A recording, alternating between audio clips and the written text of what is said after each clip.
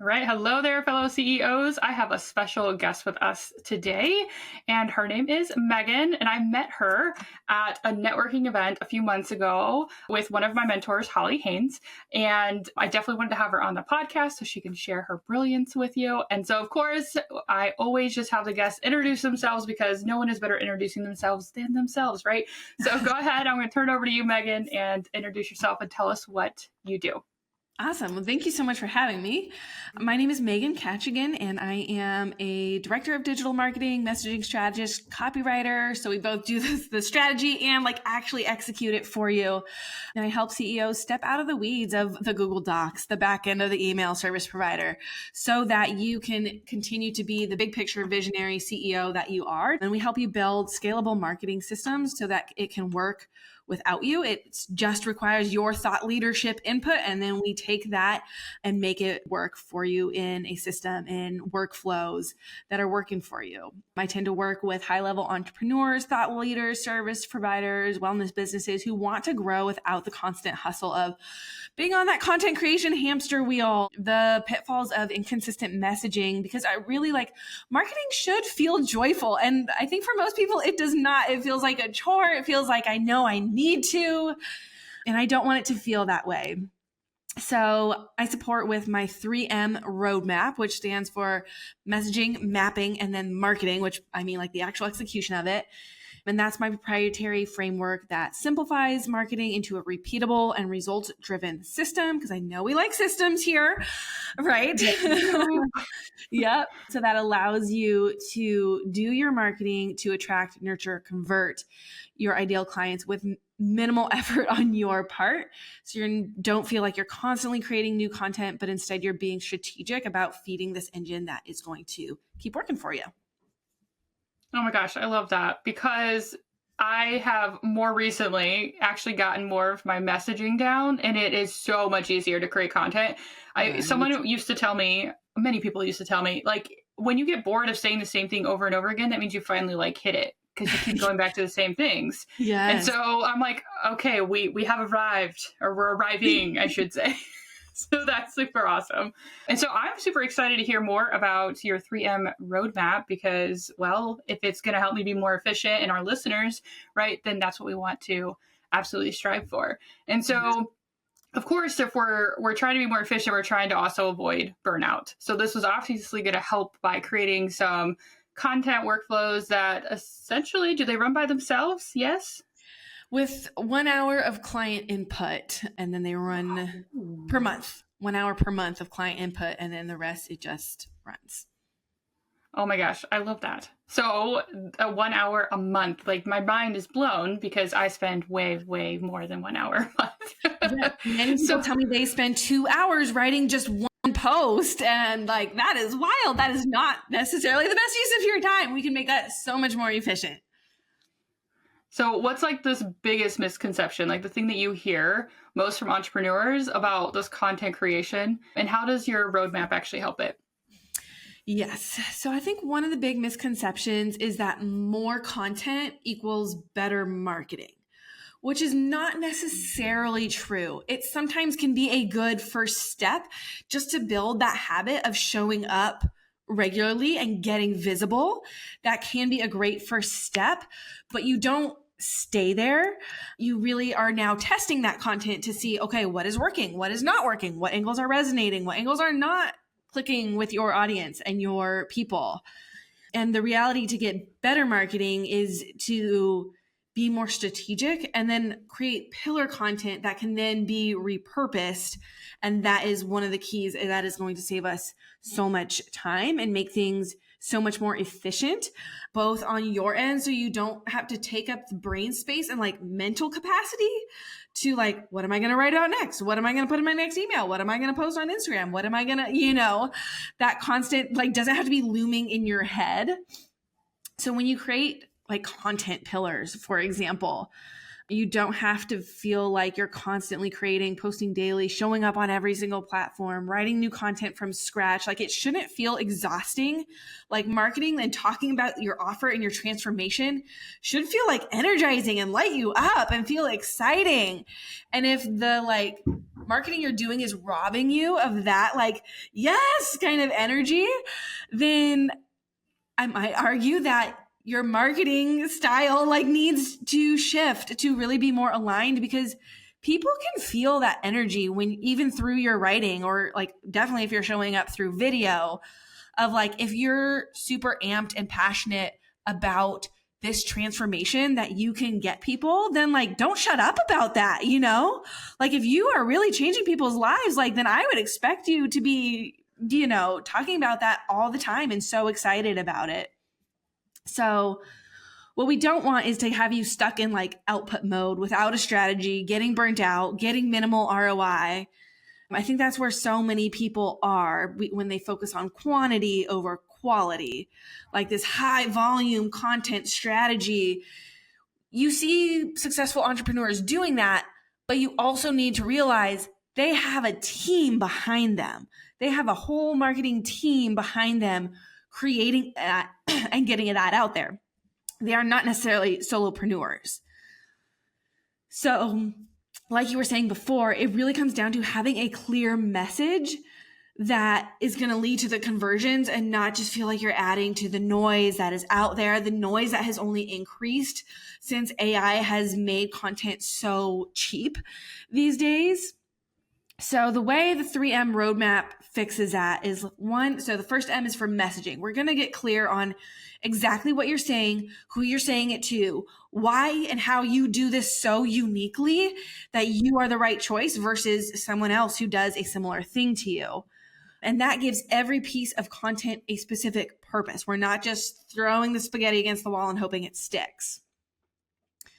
And then we're also setting up a structured workflow to help you repurpose your thought leadership into multiple different pieces of content in multiple different formats so people can consume it in different ways. So for example, I have a podcast as well. And honestly, my audience, my existing audience, is 50-50. Some read the blog form of the podcast and some listen to the audio form of the podcast. So it's so important to have exact same content basically in different ways, because different people consume differently. Some people want to just read it real quick. Others are, I have a lot of moms on the go who love to listen in audio form, you know, while they're being chauffeur to their high school children, you know, older kids, or like with like while pushing the baby in the stroller, or, you know, whatever it is. So then that way, it's still your voice. It is still your thought leadership. And then I can then take that and create the other content and make you omnipresent across the channels that you want to show up on. And it's still you.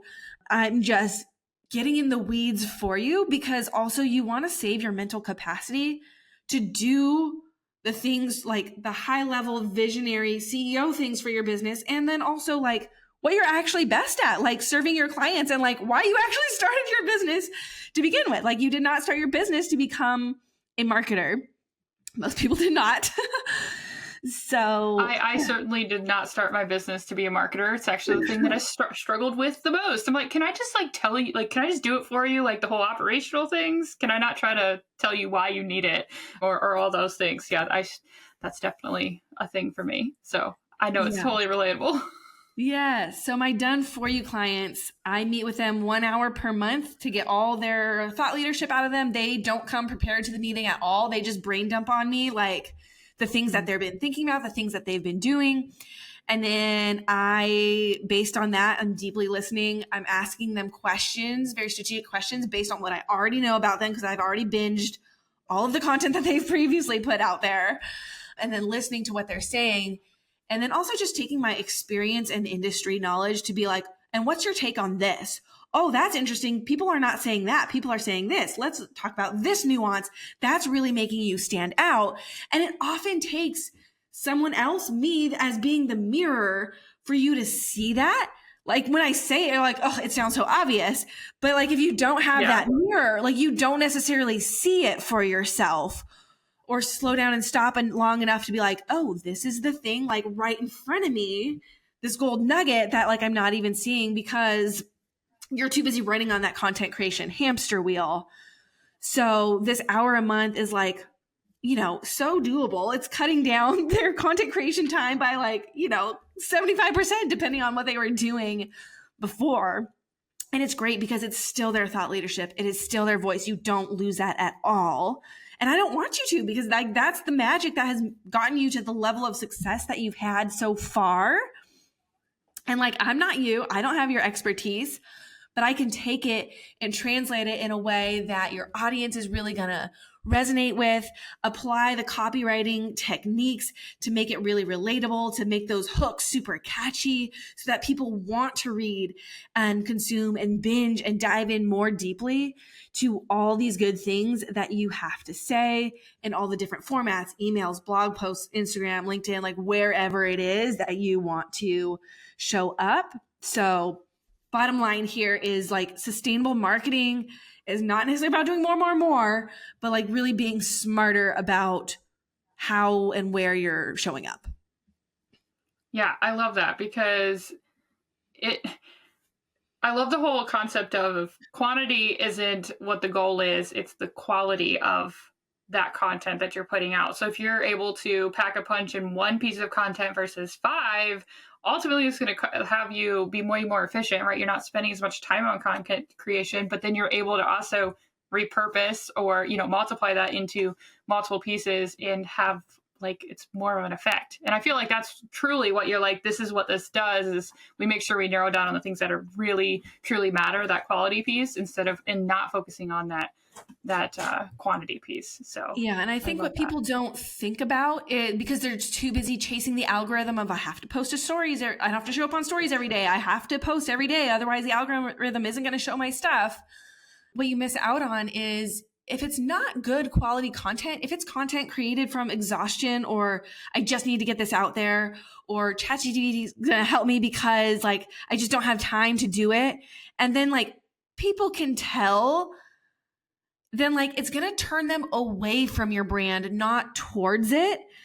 So I think we don't talk about the dangers of not great quality content enough. Like I unsubscribe like the moment I'm like, ChatGPT for sure wrote this. Like I want to know like what you think about this, not what ChatGPT thinks about this, you know? So slowing down to speed up and like slowing down to really create good quality thought leadership pieces makes for better marketing. And then when you're ready to create more, hiring someone on your team, whether that be a marketer or if you have the SOPs down, a VA, or I do a thing where like I will create the SOPs for you and then you can have a VA, you know, execute it for you from there. So that will save you more money in the long run. That is a much smarter way to go about it to really achieve your goals in a sustainable way. That is the very part there, the sustainable way. It's a very important part for sure. And so when it comes to copy, because like marketers are really good at copy, obviously copywriters are very good at copy, and you guys are definitely gold for sure. I've worked with copywriters, not personally for my business, but with some of my clients, they have copywriters. It's a wish list item for myself. A lot of our listeners struggle to actually like articulate their brilliance, their authenticity, all those things into their copy. And like I said, it's pretty relatable to me. My authentic stuff is way better, gets way more engagement than the things that I'm like, oh, this is what I should be posting. No, post the things that actually are like feel really good to myself, right? And so how does this like roadmap here actually help you clarify the message before you even start writing, right? You said you were saying something about pillars and like dive into a little bit more about how this has like an impact on your overall marketing efficiency. Yes. So I would say that for success with marketing, it's really like 80% is like the messaging, and then like 20% is like the actual copywriting of it. So you need to get that 80-20 right. Like So I spend a lot of time refining the core message if it's not already. So what do you stand for? Who do you serve? Why should your audience care? Why are you so uniquely good at what you do? And I think that's a big one because it's hard to see that in ourselves because it's our normal, right? It's like a fish breathing in water. Like they don't know it's water because it's just what they live in, right? And so like your expertise, that thing you're really good at, it's like your water to like, if you're the fish, like that's your water. And so you need someone to like see that for you because it's just your normal. And it's so many people are like, wait, but everyone can do this, right? This is simple. And it's like, well, no, actually not. So I love that I get to hold that space to be that mirror because imposter syndrome kicks in, at every level of business. It just looks a little bit different. So we get to help you weed that out. We don't want that in your copy. We want truly you, your brand, at your best. And also you're vulnerable, the appropriate level of vulnerable. And I love like one of my clients. So she was saying, what you do makes me sound so cool. And like, she is cool. And I really do think that about her, but she doesn't see it for herself because she's like, I don't know, like this is just what I do, And so it was really cool to be able to see that, to help her see it in herself. And then to share, write those emails, write those blogs, write those, whatever it is from that place of excitement and energy. And like, this is awesome thing kind of that you can experience, and got really crystal clear on that. So that was the messaging that like she really needed. So one is messaging for the 3 M's. 2 is mapping. So then we map it out, like what makes sense? How are we going to repurpose this? Where do you want to show up? Where's your pillar content going to be? Is that going to be your podcast? Is that going to be a blog? Is that going to be YouTube? Is that going to be, for some people it is Instagram. And then we take those best performing Instagram posts and turn them into emails, and then, expand that into a blog. So there's so many different ways you can go about it that you can still show up the way that you show up best. And then we map out, okay, how can we make this work so that work for you so that you're working less, but it's still all you. It is still all your thought leadership, and it's still your thought and opinion and heart and perspective on this, and not like what AI is going to spit out, because people don't care. Like they can do that for themselves. They want to know your take on it and your nuances and the way you see things based on your experience. That is so important not to lose that as you try and scale as your marketing and as you try and expand and you feel like you need to be in all the places, but like do it thoughtfully. So then that brings us to the 3rd M is so messaging, mapping, and then marketing. And by that I mean like the actual execution of like scheduling the posts, posting in real time, scheduling the emails, writing the blogs, doing all of the things, and then taking the data from that too. So you never have to wonder like, what should I say next? What should I talk about? Like we're looking at the SEO keyword research, and we're looking at the performance of how things are doing to be like, wow, people really resonated with this, or actually people didn't, comment on this so much. So like maybe we should, try this instead. So we're constantly looking at all those different things to help shift and shape. Okay, here, like, let's talk about this, umbrella of a topic. What do you want to say there?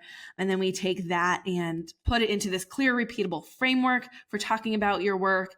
And then honestly, just watch conversions skyrocket. Like the client I was telling about who's like, you make me sound cool. Like I did her emails, and her email revenue 5x'd what it was before. Like literally every email she made 5 times as much money once we started working with her per email, because we really got clear on her messaging. Yeah. And got clear on all this stuff that I've been talking about. And again, an hour or less per month. Actually for her, it's like 30 to 45 minutes. And we're like, okay, we kind of got everything we need. And then she, grows her business, and the marketing makes money for her, and the marketing, like, it pays for my cost and then some. So like the ROI is there, and it all starts with that messaging. And like you said, you experience this as well. When your messaging is clear, when you're boring in your messaging, or it feels boring to you, it's not boring to the audience, that's when the rest of your marketing just becomes so much easier. That's really the foundation there. Yeah, I definitely enjoy marketing more now than I did before. So that's huge. That means I've definitely figured out exactly who my audience is, exactly what I need to tell them, and all the things. Now, obviously, everything's a work in progress, right? You always encounter a new level as you start scaling. And I'm sure that the same thing happens in the copywriting world too, is that you're like, oh, well, great. Now we have this down. Now we have this other thing that we get to tackle now. So yes. But you add on to it sustainably. Okay, we've got this system. We're in a rhythm with this. Okay, now let's maybe add this piece. Here's why I think it's going to bring the ROI. You know, it's a natural next step. It doesn't feel like this overwhelming thing. It's like, oh, okay, I could handle that a little bit more now that we're in flow with, everything else is running fine. No, I love that. Of course, I love efficiency over here. And I'm sure you have literally been saying this whole time, like, I've loved this conversation because it's all like, we're going to do this super like in a process. It's a workflow, right? Yeah. And obviously you just shared that one of your clients got 5X on each email. Like that's awesome. And kudos to you for that, because you're a huge part of that. And that's from 1 hour a month or less. Like, that sounds like a great ROI for sure. You get more time back and make more money. Yeah, it sounds fantastic, right? Like, I don't know. Yeah, right? So for our listeners that are like, this sounds amazing, just like I just said, right? What's like one actionable step or tip that you would give to them if they wanted to start kind of streamlining this process for themselves, like today even? What would you tell them to do? Yeah, that's a good question. I feel like a lot of people say, well, create a core content piece, monthly or weekly or whatever your rhythm is, whether that's your podcast, your YouTube, your LinkedIn, your whatever, which is good. But I feel like a lot of people already do that maybe, or go through and extract those key themes across your different platforms. Like go back and look what actually performed best and then say, okay, now what nuances can I pull out about that? How can I talk about this same thing, but maybe from a slightly different angle and see how that does? But I think what people don't do that maybe needs to be said, and that could be new, is to store everything in a content bank. So use Notion or a Google Doc or Asana or ClickUp or whatever it is for you to store your best performing content so you can reuse and refresh it instead of rewriting everything from scratch. So I was just looking at batching my emails for next month, and I was looking at, okay, well, what did I do last year at this time? Oh, this one actually performed really well. Okay, I'm going to take that, just update it, refresh it, and then use it. So I'm not just starting from scratch. I'm starting from what has worked and now testing it to make it even better or more relevant or updating the offer or whatever it is. And so having that content bank and being able to use the data, again, is just another way to be more efficient and don't reinvent the wheel if you don't have to. I'm all about efficiency with the human touch on it. AI for sure, has its purposes, but I think sometimes with copywriting, it can be, a little bit dangerous.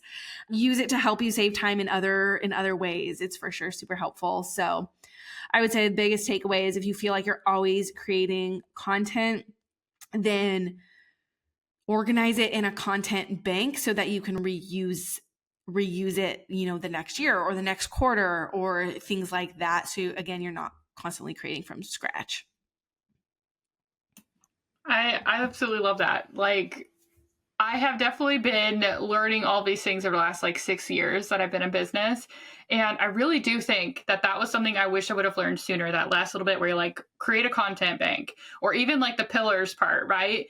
And so that part would have made the first 3 years of my business so much easier, especially starting out. And so it doesn't matter where you are in your journey, right? It can still it's still something you need to do. It's that basics, that foundation is figuring out exactly what works and then just putting it on repeat, right? And so having clear copywriting, right? Clear message, all those things will make it even more efficient. So I absolutely love that part.